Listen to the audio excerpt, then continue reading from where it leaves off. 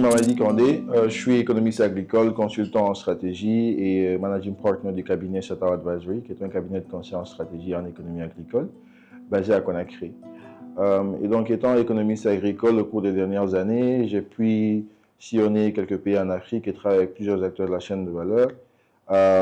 Et j'ai toujours eu cette curiosité de comprendre du fait qu'on a plus de 60% des terres arables, agricoles, du monde, qu'on ait plus de 80% de la population active qui soit engagée dans le secteur agricole et que on ait des gouvernements, on ait des budgets qui chaque année sont votés à lui aux différents ministères.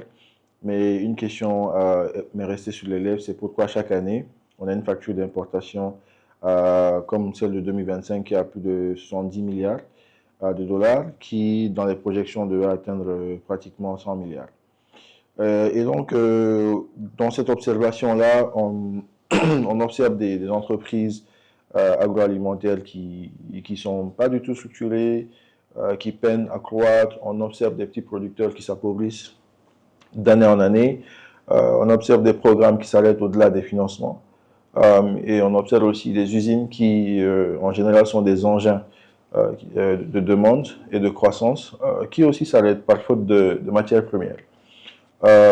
Mais de l'autre côté, quand vous sillonnez des pays comme le Nigeria, comme le Rwanda, le Mali, vous vous rendez compte qu'en effet, la production n'est parfois pas le problème. C'est comment on s'assure que ce qui est produit arrive au marché.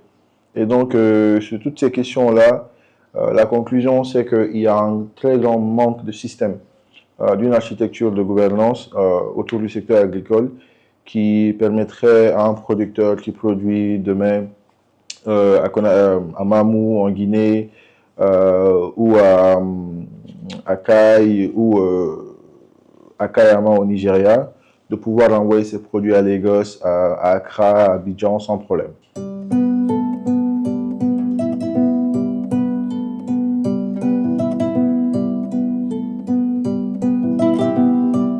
Et donc en Afrique, on est un continent aujourd'hui qui compte une population d'un milliard 200 000 habitants, qui sont répartis en 54 pays, qui ont 54 économies agricoles différentes. Mais en moyenne, dans chacun de ces pays-là, on a plus de 70% de la population qui est active dans le secteur agricole. Et donc, ce qui est quand même un très grand facteur, quoi, qui prouve à suffisance l'importance du secteur agricole dans ces pays. Et moi, je viens de la République de Guinée, donc où on a plus de 17 millions d'habitants, et on a 13 millions d'hectares de terres agricoles arables. Mais autour de 25% seulement de ces 13 millions-là sont exploités de façon annuelle. Et donc, ça montre un peu le gap, mais surtout l'opportunité. Parce qu'un pays comme la Guinée a quand même un très très grand potentiel agricole. Donc, on a plusieurs sources d'eau. Au-delà de la disponibilité de la terre elle est fertile. Parce que contrairement aux autres pays qui sont un peu plus avancés que nous en termes de production agricoles, nos terres sont encore saines. Et donc, ce qui fait qu'il y a énormément de choses qu'on peut faire pour rattraper sans forcément les abîmer. Donc, ceci dit, ça c'est un problème qui est posé, c'est une opportunité qui est là, mais la question c'est comment on y va. Comment on y va, surtout en sachant qu'en Guinée, on a aujourd'hui un peu plus de 8 millions d'agriculteurs, donc de petits exploitants, sur lesquels principalement repose la production nationale. Mais de l'autre côté, il y a une très grande dépendance à toutes les commodités qui sont consommées au jour le jour, donc le riz et parfois certains légumes qui viennent des pays limitrophes. Et ce qui n'est pas normal, dans le sens où nous avons la terre, nous avons les producteurs. Et donc, comment on s'assure vraiment de pouvoir toucher ces agriculteurs-là pour les rendre non seulement productifs, mais les amener d'une agriculture de subsistance à une agriculture commerciale, tout en mettant autour d'eux un écosystème vraiment qui les permet de pouvoir s'épanouir, de pouvoir mieux produire et surtout d'accéder au marché. Sur ce volet-là, par exemple, au cours des dernières années, il y a eu plusieurs programmes de subvention, non seulement en Guinée, mais dans d'autres pays, hein, qui a été designé pour pouvoir permettre aux agriculteurs d'accéder aux intrants dans différentes zones. Sauf que, en général, on mesure le succès de ces programmes-là par les quantités que les agriculteurs ont potentiellement reçues, si elles les ont reçues bien entendu, parce qu'il faut préciser que parfois, dans certains cas, une grande partie des intrants qui vont aller vers ce système, enfin, qui vont transiter par le système de subvention, il y a une très grande chance, du vu du manque de suivi et du manque de données, qu'une partie soit détournée et qui soit ramenée dans les chaînes de distribution commerciale. Donc, ce qui fait que sur 100% qui sont destinés aux agriculteurs en subvention, on a peut-être, dans le meilleur des cas, plus de 60%, plus de 70% qui sont vraiment destinés. Le reste, les agriculteurs ne les touchent que quand ils vont les acheter au prix normal du marché. Et donc, dans ce cas-là,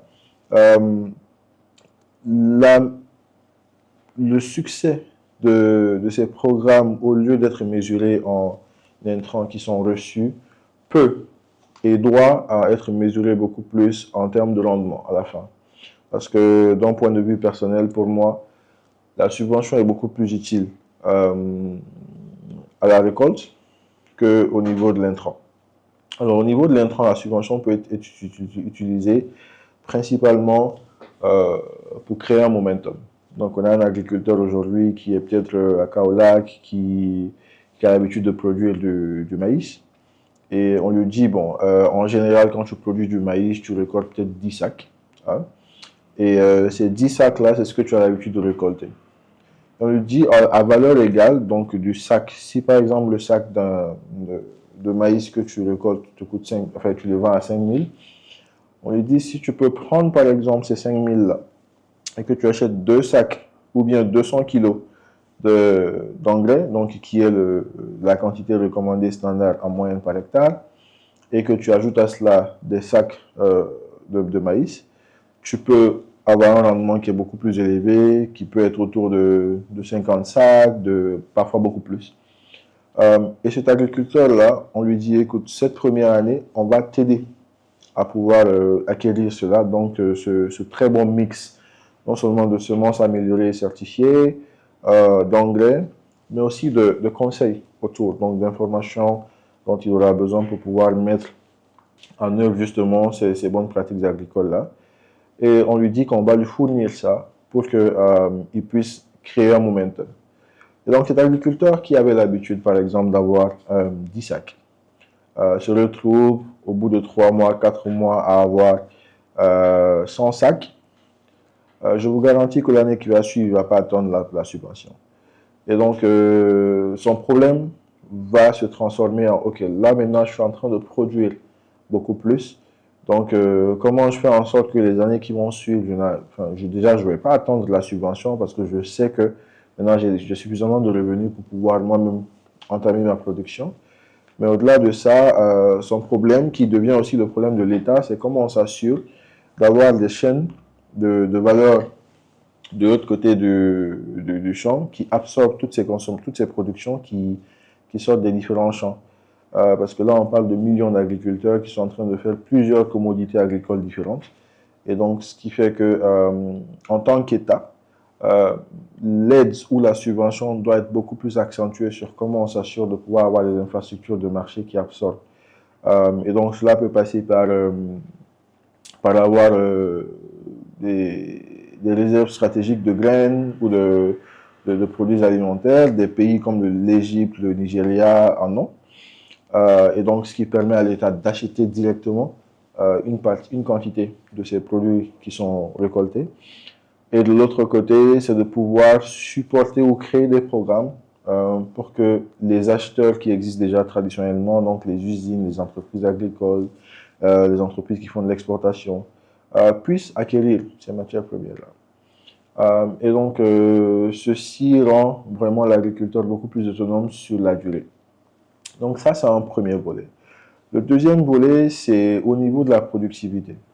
Donc, toujours en restant sur les engrais, en moyenne aujourd'hui en Afrique, un agriculteur utilise moins de 13 kg par hectare, pendant que la norme au niveau global est de 200 kg à l'hectare.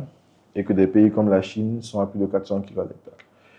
Donc, ce qui fait que quand vous prenez un pays comme la Guinée, où il y a plus de 13 700 000 hectares et 25% à peu près sont exploités, ça veut dire que par an, on a besoin en moyenne, par cycle de production. Donc, si on se dit qu'on a des cycles de production de 6 mois en moyenne, ça veut dire qu'on a besoin d'au moins 2 740 000 tonnes d'engrais.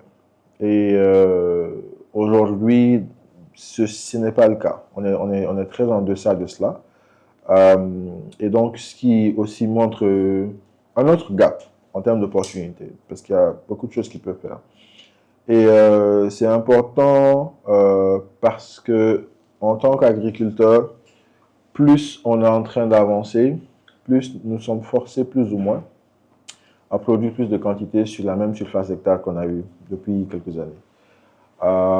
Et donc, au-delà de cela, il y a une croissance de la population, il y a une très grande urbanisation dans plusieurs villes africaines. Donc, ce qui fait que c'est important pour nous de pouvoir se positionner à pouvoir produire plus, ce qui va non seulement réduire la dépendance aux importations, parce que chaque conteneur qui rentre, par exemple à Conakry, c'est de l'emploi qu'on crée ailleurs, quoi, qu'on crée au Bangladesh, qu'on crée en Inde, et c'est des ressources qu'on aurait pu localiser en Guinée pour pouvoir permettre de booster la production locale, afin que sur une certaine durée, qu'on puisse substituer graduellement cette importation-là, surtout des matières premières les plus importantes, notamment le riz et le maïs, et qu'on ne soit pas dépendant forcément de la productivité des autres dans d'autres pays. Et donc, tout cela pose une question au niveau de la gouvernance, parce qu'une grande partie, comme on a l'habitude de dire, l'État, l'État, l'État, même si l'État ne peut pas tout faire. Donc, mais une grande partie repose sur comment les services agricoles ou les services de l'administration publique agricole sont administrés au niveau national et comment tous les acteurs de la chaîne de valeur sont plus ou moins supportés. Donc, en parlant de services d'administration publique agricole, c'est principalement surtout au niveau d'avoir des chartes de services. Donc, une charte de service, c'est vraiment une promesse que le ministère fait à chaque acteur de la chaîne de valeur pour dire qu'en tant qu'agriculteur, voici ce que le ministère va faire pour toi. En tant qu'entreprise agricole, voici ce que vous pouvez attendre de nous. Et en tant qu'exportateur, en tant qu'institution, en tant que. Et donc, ça, c'est une promesse qu'on fait aux différents acteurs de la chaîne de valeur, donc qui est accompagné notamment de tout ce qui est politique publique derrière, qui est accompagné de tout ce qui est budget. Et donc, une fois qu'on a cela, c'est OK, aujourd'hui, on nous a promis tel. Donc, comment on s'assure vraiment de pouvoir délivrer cette promesse-là? Donc là, on rentre vraiment dans l'implémentation. Donc, au-delà de dire que si un agriculteur est à Cancan ou un agriculteur est à Kano au Nigeria et qu'il a besoin, par exemple, d'avoir un tracteur ou d'avoir une subvention, comment on s'assure que dans les 112 heures qui suivent, donc il y a une deadline, par exemple, qu'il puisse recevoir ce service ou ce produit dont il a besoin. Donc, ça, c'est la question. Et c'est là où l'implémentation est vraiment importante. Et donc, au-delà de ça, quand on va prendre, parce que quand on prend, par exemple, des services comme les tracteurs ou les maçonneries batteuses, un agriculteur n'a pas besoin de posséder un tracteur ou de posséder forcément une maçonnerie batteuse ou un engin lourd. Il a besoin que l'engin lourd soit disponible quand il est prêt à l'utiliser. Et donc, tant que l'engin lourd est disponible quand il est prêt à l'utiliser et qu'il veut l'utiliser, il n'a pas besoin de dépenser 30 000 $, 40 000 ou 50 000 parce qu'il ne les a pas déjà. Et donc, l'administration publique a ce pouvoir de pouvoir démocratiser les services à tous les niveaux. Et donc comment on s'assure que ces agriculteurs aient ces services-là? Au-delà de cela, c'est aussi en termes d'implémentation, comment on s'assure d'un suivi aussi? Parce que en début d'année, dans plusieurs économies agricoles, hein, on on entend plusieurs promesses. Donc, on va faire ceci, on va faire cela. On veut augmenter la production nationale on veut passer de 100 000 tonnes à 1 million de tonnes, c'est bien. Mais comment on s'assure que non seulement c'est implémenté, mais que c'est suivi, qu'on puisse à chaque moment dire, tenez, bon, il y a un blocage ici, ou bien il y a quelque chose qui ne va pas dans le bon sens que les livrables qu'on aurait souhaité avoir. Donc, ce qui permet de faire un peu la transition sur les équipes d'implémentation, donc dont on va parler aussi, mais c'est très important. Donc, au-delà de cela, une fois qu'on a ces équipes d'implémentation-là qui, en général, on appelle Delivery Units, qui sont des petites équipes les unités d'implémentation, hein, donc qui sont des petites équipes de 5 à 10 analystes. Et donc, les unités d'implémentation sont importantes, d'autant plus que chaque année, dans plusieurs économies agricoles, il y a toute la volonté du monde qui est manifestée, il y a des budgets qui sont de façon régulièrement augmentés. On a des plans nationaux stratégiques, des plans nationaux d'investissement, etc. Mais tout ça, c'est bien. Sauf que l'agriculture ne souffre pas forcément parce qu'il n'y a pas de stratégie, parce qu'il n'y a pas de budget, parfois parce qu'il n'y a pas d'équipe, hein, parce qu'on a les terres, on a tout. Elle souffre beaucoup plus parce qu'il y a un problème d'implémentation. Hein. Et c'est important de préciser ce problème d'implémentation-là parce que l'implémentation, c'est crucial. Et donc, aujourd'hui, on parle de sécurité alimentaire. C'est devenu, comme on dit en anglais, un buzzword. C'est devenu un mot pour faire de buzz. On veut atteindre la souveraineté alimentaire, etc. Sauf que c'est résultat de l'implémentation. Donc, c'est très important de pouvoir mettre ces équipes en place. Et donc, elles ont un rôle qui est crucial. C'est que quand, au début d'année, on s'est dit qu'on va faire 100 000 tonnes d'engrais, c'est qu'on fasse les 100 000 tonnes d'engrais. Et donc, les 100 000 tonnes d'engrais, si elles doivent être distribuées à 1 million d'agriculteurs, il faut que ces 1 million d'agriculteurs les reçoivent, tout simplement. Et donc, elles agissent en qualité de centre névralgique au sein de ces ministères-là. Parfois, elles sont localisées à la présidence aussi. Elles sont aussi un engin de pression. Donc, quand il y a un très grand blocus, donc un exemple très concret, c'est qu'il y a peut-être un conteneur qui est bloqué au port et que ça fait partir justement d'un programme qu'ils sont en train de suivre. Et donc là, la machine de pression peut s'enclencher pour pouvoir justement accélérer les procédures portuaires pour que ce conteneur sorte. Et donc, ça permet même de détecter des faillites un peu dans les autres systèmes d'administration publique, ce qui permet de pouvoir poser un diagnostic général sur le long terme et d'améliorer tous ces services-là. Et donc, ces unités d'implémentation, au-delà de pouvoir supporter les programmes qui appartiennent au ministère, déjà, il faut préciser qu'elles ne remplacent pas les ministères. Donc, les ministères décident la stratégie, design et y mettent la volonté, donc, en termes de qu'est-ce qu'on veut faire. Et les unités d'implémentation s'assurent que c'est fait. Donc, il n'y a pas vraiment de chevauchement dans l'existence de ces deux entités-là. Et donc, ce qui fait que les unités d'implémentation permettent de supporter parfois les contrats de performance. Hein? Parce qu'au-delà de dire qu'on va faire ça à telle échéance, dans tel budget, etc., on va atteindre tel nombre de personnes, il faut qu'à la fin de l'année, en tant que ministre, en tant que directeur, en tant qu'agent d'extension, qu'on puisse mesurer exactement ce que tu as fait. Qu'on puisse se dire si tu as effectivement progressé, si tu as stagné, et qu'est-ce qu'il faut pour que tu puisses t'améliorer, parce que c'est aussi ce point-là.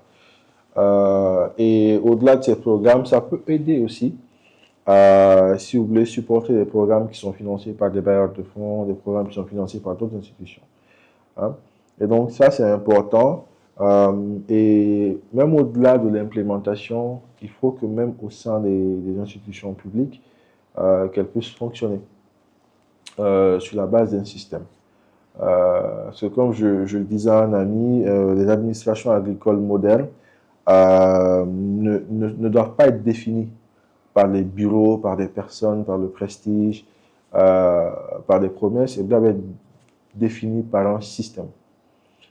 Et donc, tout ce qui est question de delivery unit, tout ce qui est question d'avoir des dashboards qui nous permettent d'avoir des données sur tous les indicateurs dans toutes les régions d'un pays précis, ce n'est pas des réformes, ça doit être un système d'opération. Comme vous avez votre iPhone, le OS qui est dessus, s'il ne marche pas, l'iPhone ne marche pas. Donc, ce n'est pas une réforme d'avoir un OS, par exemple, dans un pays. Donc, ceci est très, très, très important. Et donc, ce qui va me ramener un peu à poser peut-être un autre diagnostic, hein, c'est le manque de données, où parfois on a des données qui sont disponibles, mais qui ne sont pas forcément à jour. Et donc, le fait d'avoir des delivery units permet de vraiment poser ce problème et de le résoudre dès au début, parce que quand vous avez un pays où vous pouvez, à partir d'une ville comme Conakry, avoir sur un tableau de bord qui est public, pouvoir filtrer, savoir il y a combien de productrices à Yomu qui produisent du maïs, qui ont commencé il y a moins de 5 ans, qui ont des enfants qui sont scolarisés, qui ont déjà eu accès à au moins un financement, qui ont déjà eu accès à de la subvention, qui ont déjà eu accès à de la formation ou des services d'extension, et que vous voulez toucher ce groupe-là à travers un programme, c'est très facile de le faire. C'est très facile non seulement de designer le programme en début d'année ou en début de l'échéance que vous souhaitez, mais de le suivre. Et au-delà de ça, de pouvoir mettre en place des indicateurs que vous allez pouvoir mesurer. Parce que vous n'êtes pas juste en train de vous asseoir dans un bureau à London et dire on va envoyer 15 millions de dollars en République de Guinée pour développer le secteur agricole. Il y a des chances que ça fasse des progrès, mais le vrai progrès, c'est si ces programmes sont designés sur la base des données qui sont réelles. Et donc, parce qu'à la fin de la journée, si vous avez une unité d'implémentation, elle doit pouvoir être en mesure de mesurer la croissance en fonction de la baseline qui a été établie et d'une baseline qui est vérifiable. Donc, si on a une baseline de 15 000 agriculteurs et qu'ils ont un niveau de revenu de temps, ils ont un niveau de rendement de temps par culture qu'ils sont en train de faire ou par culture qui a été ciblée en fonction de ce qui a été designé, ça vous permet de pouvoir mesurer un peu l'impact de la croissance au fur et à mesure que le programme avance et donc de définir un peu ce que chaque personne doit faire dans le programme pour pouvoir justement permettre d'atteindre cet objectif-là, à l'échéance qui a été fixée, aux milestones, donc aux jalons qui ont été décidés, pour qu'à la fin de la journée, qu'on puisse s'asseoir, qu'on puisse dire oui, on a bossé ou oui, on n'a pas bossé.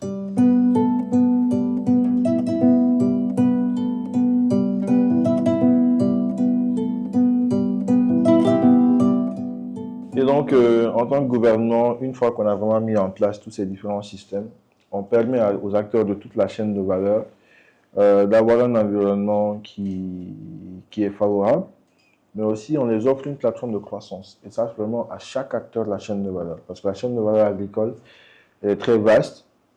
Et pour les personnes qui veulent s'y aventurer justement, où il n'y a pas forcément un point par lequel rentrer, hein, vous pouvez choisir un maillon de la chaîne qui vous intéresse et vous y lancer.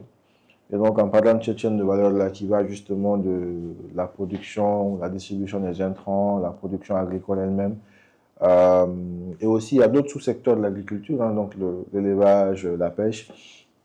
Et ensuite, on a tout ce qui vient après la ferme, quoi. Donc, tout ce qui est service, ça peut être paiement, agrégation de produits, infrastructure de marché, etc.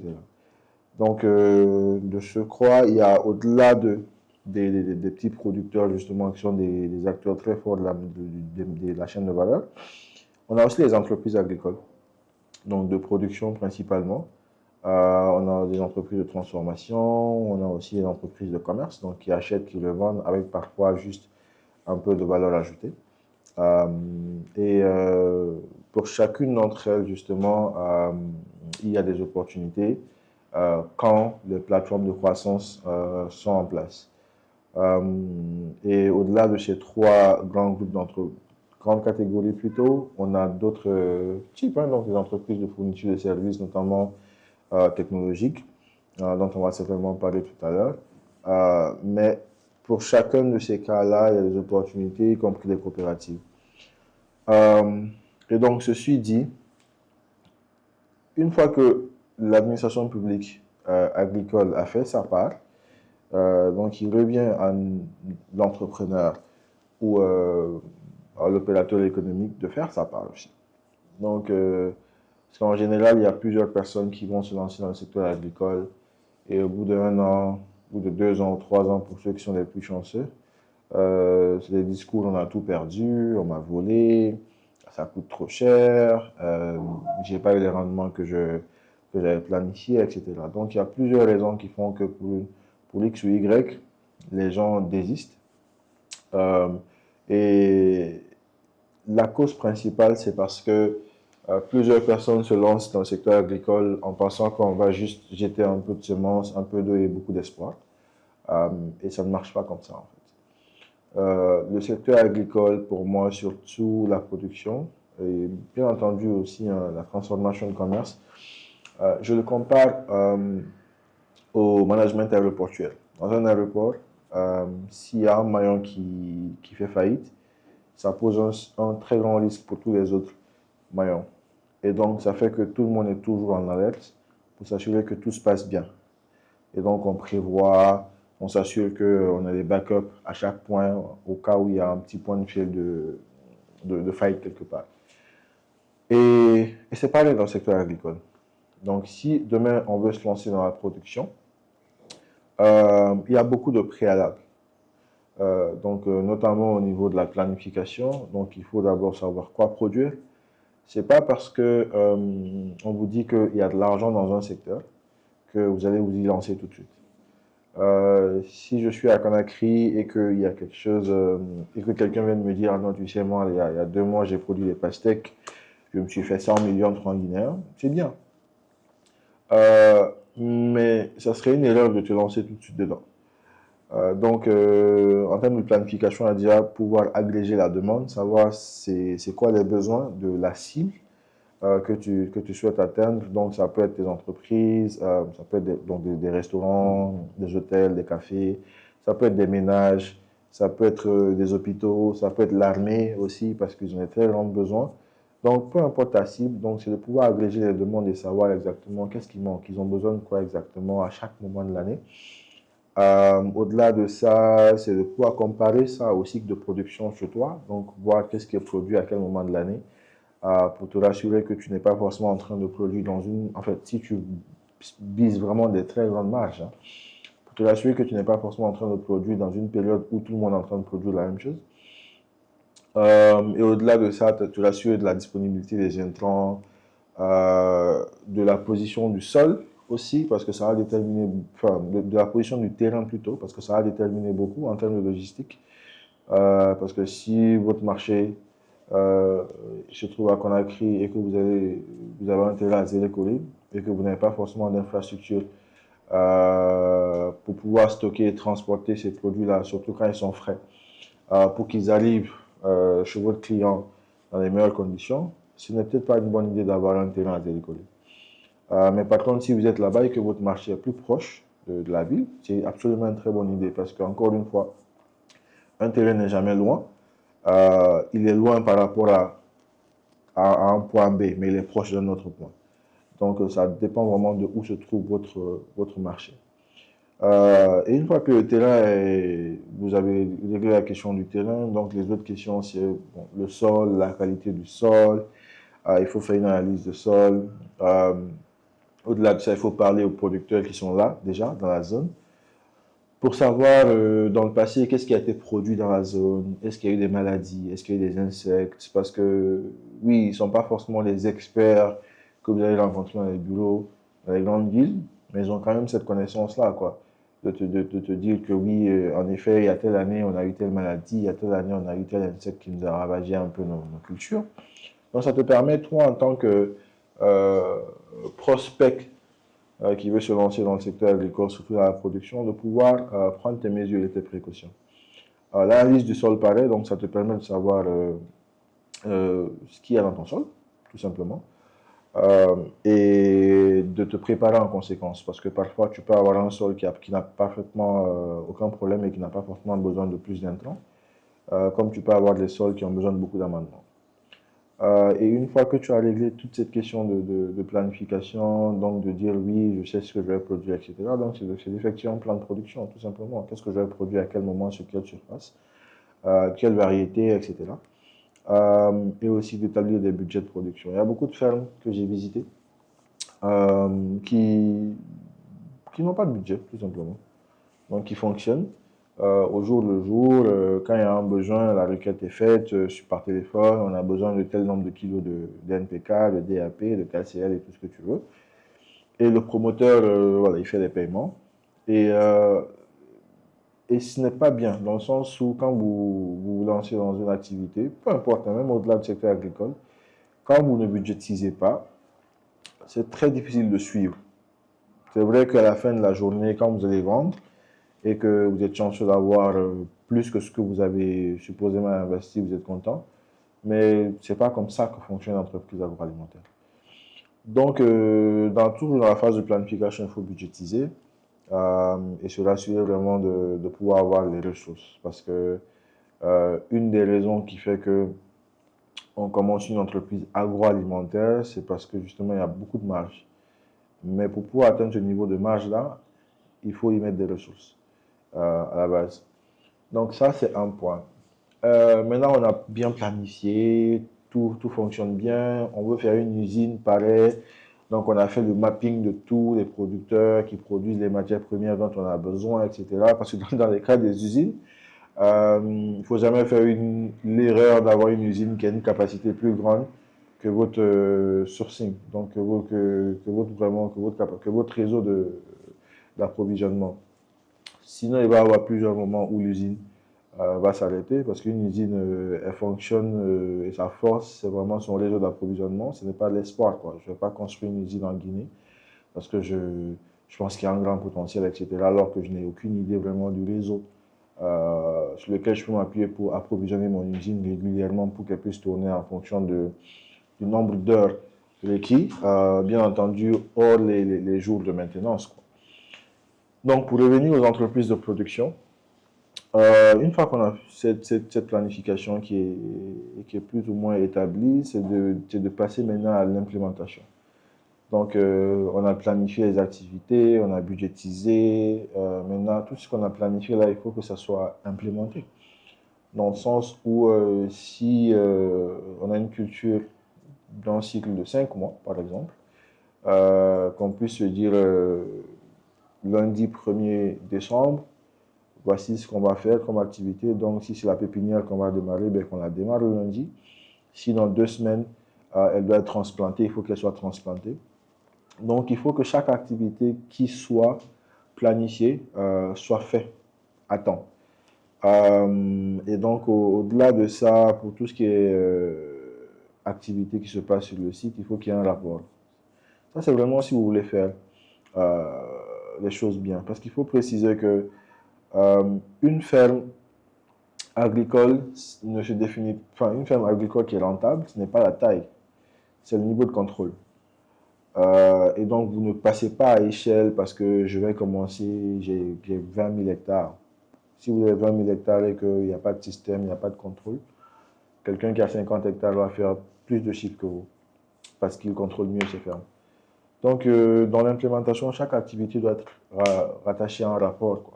Donc, si on a fait une pépinière, il faut qu'on puisse savoir il y a combien de semences qui ont déjà été sémées, il y a combien qui ont germé, il y a combien qui ont été transplantées. Et chaque 10 jours, si on a la possibilité de compter jusqu'à la récolte, qu'on puisse compter, donc qu'on puisse voir un peu. On est passé d'une densité de plantes de temps en début de saison à une densité de plantes de temps à la récolte.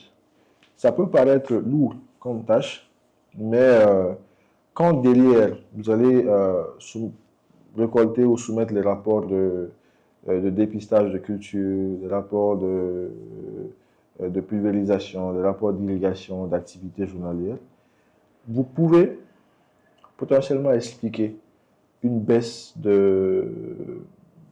plantes, de densité de plantes, en la comparant à un autre rapport, par exemple. Donc, si au deuxième ou au troisième mois, on a une très grande baisse de la population ou de la densité des plantes de, par exemple, 500 plantes, et qu'on peut comparer ça au rapport de dépistage qui nous dit qu'effectivement, dans la même période, on a trouvé une maladie ou un insecte qui était présent. Donc, et effectivement, qu'il y a eu un rapport de pulvérisation qui confirme ça parce qu'on a pulvérisé pour pouvoir justement être réactif cette fois-ci, ou être proactif. Donc, ça peut vous permettre dans la prochaine saison d'être beaucoup plus prudent sur ce volet-là, donc sur cette maladie ou cet insecte, sur cette période bien définie, etc., ou de poser beaucoup plus de questions. Donc, c'est très important pour chaque activité qui s'opère sur la ferme de pouvoir soumettre ou rattacher un rapport.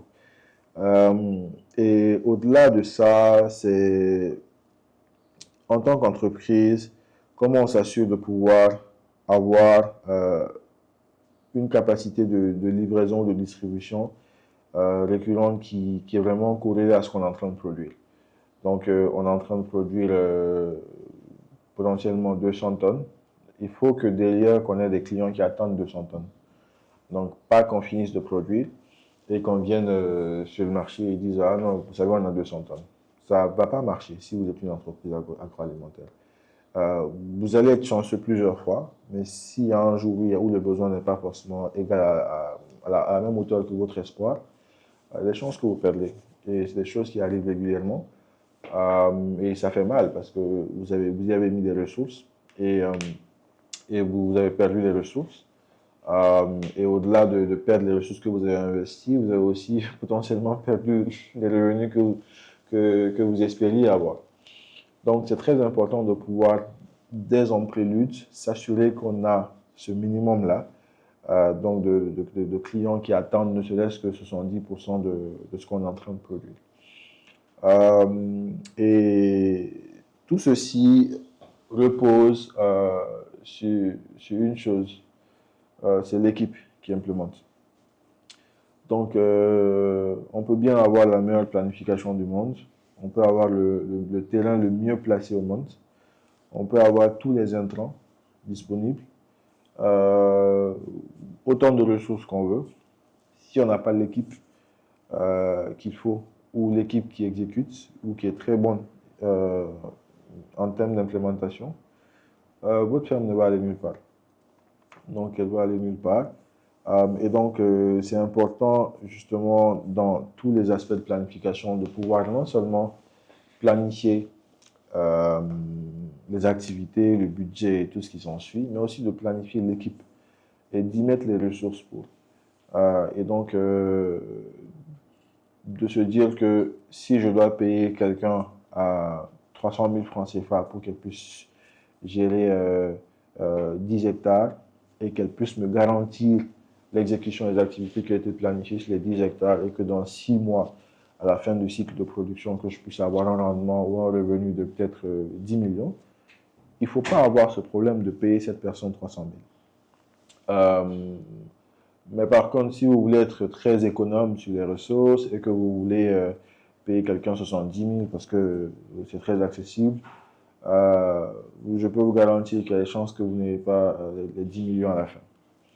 Donc, c'est cela. Et donc, ça permet, au-delà de pouvoir avoir justement un système agricole fort en termes d'administration publique, ça permet aussi de pouvoir avoir des entreprises fortes. Donc, une très bonne gouvernance, qui ont des plans stratégiques qui sont actionnables sur 3, 4, 5 ans, qui ont des manuels de procédure en interne qui définissent comment ils font le business chez eux. Et au-delà de ça, qui aussi sont compétitifs. Parce que l'autre point, c'est vraiment comment un État s'assure d'avoir une chaîne de valeur compétitive, mais vraiment sur tous les maillons de la chaîne de valeur. Donc là, on a parlé des entreprises agroalimentaires, mais il y a aussi les coopératives agricoles qui sont aussi un outil puissant pour un pays pour pouvoir vraiment amorcer le développement en milieu rural, non seulement en termes d'agrégation, mais aussi en termes de distribution de services. Parce que toucher un producteur, ça peut être facile, mais toucher 20 000 producteurs qui sont organisés en coopérative, c'est encore plus facile.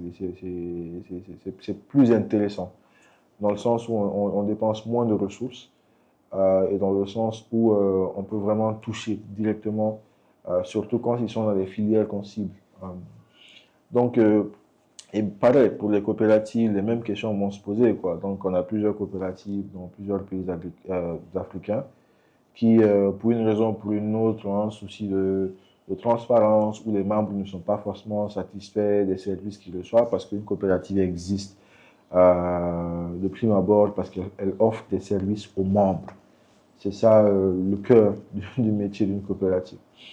Donc, les mêmes questions se posent. Donc, il faut vraiment que les aspects de gouvernance, donc déjà au niveau de la coopérative, donc comment on gère la coopérative, il y a qui dans la coopérative, qui fait quoi, etc. C'est quoi les activités que chaque personne est censée faire, comment on administre les services de la coopérative à tous les membres, qu'il y ait 10 membres ou 100 000 membres. En termes au niveau de la finance, comment on s'assure qu'il y ait une transparence financière, non seulement au sein des membres de la coopérative, mais aussi qu'ils puissent avoir une certaine confiance en sachant que leurs ressources sont bien gérées et qu'ils sont rémunérés de façon juste pour les produits qu'ils apportent à la coopérative, parce qu'elle, de son côté, soit elle les transforme, soit elle les revend. Et au niveau des opérations, comment on s'assure qu'il y a un système qui permet à chaque membre de la coopérative de pouvoir produire, de pouvoir avoir un système qui l'accompagne pour qu'il puisse être le plus productif possible. En termes de développement commercial, c'est comment la coopérative s'assure d'avoir une structure en place qui lui assure des marges régulièrement et qui permet de pouvoir financer ses activités, mais aussi d'offrir plus de services aux membres. Donc, ça peut être des prêts, ça peut être même des infrastructures qui sont construites en milieu rural pour permettre de pouvoir améliorer les conditions de vie des membres dans les villages où ils se situent. Donc, il y a tout cela et au-delà de ces points-là, on a d'autres acteurs, même au-delà des coopératives, qui se rajoutent à cette liste-là.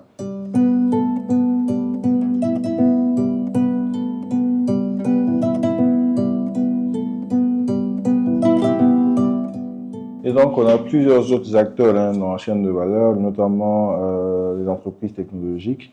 Donc, un peu partout, il y a plusieurs modèles économiques qui sont implémentés aujourd'hui. Donc, on a des entreprises qui, par exemple, se servent de la technologie pour pouvoir agréger les produits agricoles. Il y en a plusieurs exemples dans plusieurs pays africains. Donc, au Nigeria, on a des entreprises comme Greenwich Farms, Sourcing and Produce. Donc, au Kenya, on a des entreprises comme Twiga. Et sur tout le continent, on a des entreprises d'agrégation, on a des entreprises aujourd'hui qui sont dans l'assurance agricole, indicielle, il faut le préciser, parce qu'il faut savoir que depuis des années, l'Afrique représente moins de 3% des assurances dans le secteur agricole. Donc aujourd'hui, on a des startups qui quand même sont en train de se démarquer pour pouvoir permettre aux entreprises, enfin, aux producteurs d'avoir un certain réconfort, non seulement en termes de planification, mais aussi de pouvoir être indemnisés, ne serait-ce qu'une partie de leur investissement lorsqu'il y a des sinistres qui arrivent. Parce que il y a plusieurs risques aujourd'hui qui deviennent de plus en plus récurrents. Et ces entreprises d'assurance agricole indicielle, justement, permettent aux entreprises, enfin, aux agriculteurs de pouvoir s'en sortir. Parce qu'au-delà de les assurer, il y a plusieurs qui y attachent aussi de la formation. Donc ça, c'est un. Il y a des entreprises qui font de l'agrégation d'intrants, donc qui permettent aux agriculteurs, peu importe où ils sont, de pouvoir accéder aux intrants agricoles dont ils ont besoin pour pouvoir réaliser leur objectif d'agriculture commerciale. Et donc de sortir un peu des scénarios où on doit parcourir plus de 50 km pour avoir un engrais dont on a besoin ou une semence, etc. Et donc, voilà, il y a plusieurs modèles. Et tout ceci, aujourd'hui, fait partie de la chaîne de valeur agricole qui est en train de se bâtir en Afrique, dans tous les pays africains. Et donc, c'est intéressant. Et ce qui fait que ça devient une responsabilité maintenant parce que euh, avant, on aurait bien pu dire non, vous savez, j'ai pas de terrain, donc je peux pas faire de l'agriculture, je peux pas être dans le secteur agricole. Aujourd'hui, on n'a plus besoin forcément de terrain pour être un acteur dans la chaîne de valeur agricole. Et donc, il suffit de choisir son modèle économique. Donc, sur la chaîne de valeur, donc, comment on s'assure de dire, bon, écoute, moi, je vois à tel point. Par exemple, il y a un très grand gaspillage alimentaire, ou bien à cause du manque d'infrastructures et de marché, donc de conservation. Il y a une très grande quantité de produits qui sortent de la ferme et qui n'arrivent pas euh, au client final. Donc moi, par exemple, en tant que jeune qui suis à Lilongwe au Malawi, je veux prendre cette partie-là, vu que c'est toujours des matières organiques. Je vais utiliser par exemple des mouches soldats noirs pour les transformer en engrais, les réintégrer dans le circuit. Et pour l'autre partie qui va être justement des larves, je vais les revendre par exemple à un éleveur de poulet ou de poisson. Donc ça peut être un modèle. Quelqu'un d'autre qui peut être assis à Lesotho peut se dire, bah, écoutez, moi je vais mettre en place une plateforme de market intelligence donc, pour pouvoir collecter les informations de marché, pour permettre à n'importe qui de pouvoir savoir quels sont les prix, quelles sont les quantités disponibles, etc. Donc ce qui pourra aider les acheteurs demain s'ils veulent explorer potentiellement des approvisionnements dans ce pays-là. Donc, c'est une idée. Il y a des entreprises qui développent des plateformes qui permettent aujourd'hui à un agriculteur qui peut être dans un village très reculé d'utiliser son smartphone, de scanner une culture ou une plante, de savoir exactement ce qui ne va pas sur la plante et potentiellement avec des conseils aussi. Donc, ce qui permet de pouvoir réduire les coûts d'extension, donc des coûts de services de formation et permet à l'agriculteur de réagir à temps. Hein. Donc, il y a cela. Il y a des entreprises comme Mayagro où j'ai eu la chance et l'opportunité de travailler qui permettent aux agriculteurs justement de pouvoir acheter des intrants agricoles et de, si vous voulez, un peu cotiser sur, sur une certaine durée en fonction du package qu'ils ont choisi et de pouvoir justement se faire livrer ces packs-là qui viennent avec la formation, qui viennent avec beaucoup de suivi. Et donc, qui permet à un agriculteur qui avant avait du mal, par exemple, à s'en sortir avec un certain nombre de rendements, à finalement pouvoir avoir accès aux intrants dont il a besoin pour pouvoir non seulement obtenir des rendements, avoir une partie qui va consommer avec sa famille et de l'autre côté vendre la partie qu'il ou qu'elle souhaite commercialiser pour pouvoir justement réaliser des projets qu'ils avaient sous le lit depuis très longtemps. Donc, ça peut être scolariser les enfants, ça peut être construire une nouvelle maison ou améliorer la maison qui existe, augmenter le bétail pour les hommes, épouser une deuxième femme. Donc, voilà. Il y a tout ceci qui permet vraiment de pouvoir, si vous voulez, permettre à la fin de la journée, non seulement à un pays de pouvoir se rapprocher de son objectif et de l'atteindre, donc en termes de sécurité alimentaire, parce que la sécurité alimentaire, c'est simple. Hein. Comme je l'ai dit en entame, c'est vraiment s'assurer que la nourriture est disponible, qu'elle est accessible et qu'elle ne coûte pas cher. Et que ce soit constant. Et donc, ça permet de pouvoir atteindre ce statut-là. Et au-delà de ça, ça permet à tous les acteurs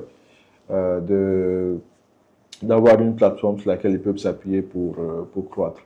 Et donc, il y a des magnifiques exemples de ces pays qui offrent vraiment des plateformes de croissance aux entrepreneurs, au-delà même du secteur agricole. Donc, le Rwanda, par exemple, où j'ai eu la chance de vivre, où l'État vraiment fait tout pour que quand vous êtes une entreprise, vous réussissez. Full stop. Il n'y a pas de...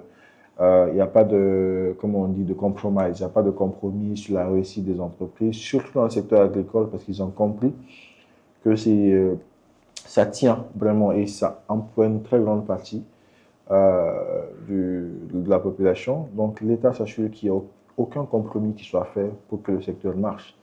Donc les systèmes de subvention marchent à merveille, l'assurance agricole marche à merveille, l'agrégation aujourd'hui, quand vous êtes en train de trader et que vous avez une source d'approvisionnement au Rwanda, par exemple, vous êtes très content, quoi, parce que il y a plusieurs institutions qui sont mises en place justement pour permettre à n'importe qui de s'épanouir dans ses activités commerciales dans ce pays-là. Donc, vous avez d'autres exemples, hein, le Kenya, le Ghana, et j'en passe.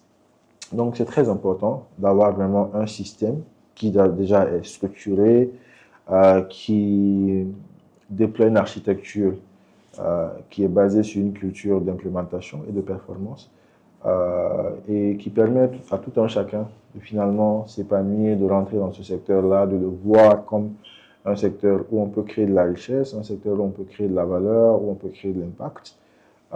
Mais au-delà de cela, un secteur qui peut et qui est attrayant au même titre que tout autre secteur, non seulement par le niveau du détail dont qui est requis, mais aussi parce que c'est formateur.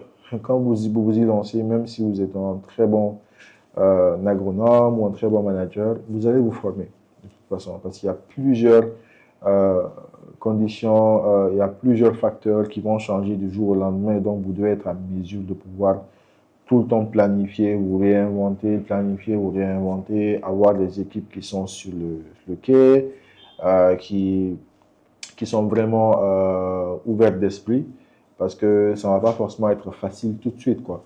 Mais une fois que vous avez la machine qui tourne, ça va être très, très intéressant de continuer à faire des activités dans ce secteur-là, parce qu'il est rentable lorsqu'il est bien fait.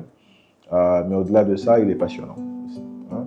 Donc, je pense que pour terminer, c'est vraiment l'Afrique a un très grand potentiel agricole. Et quand on va réussir à mettre en place des systèmes intégrés qui permettent à chacun de s'épanouir, on va nourrir le monde, quoi.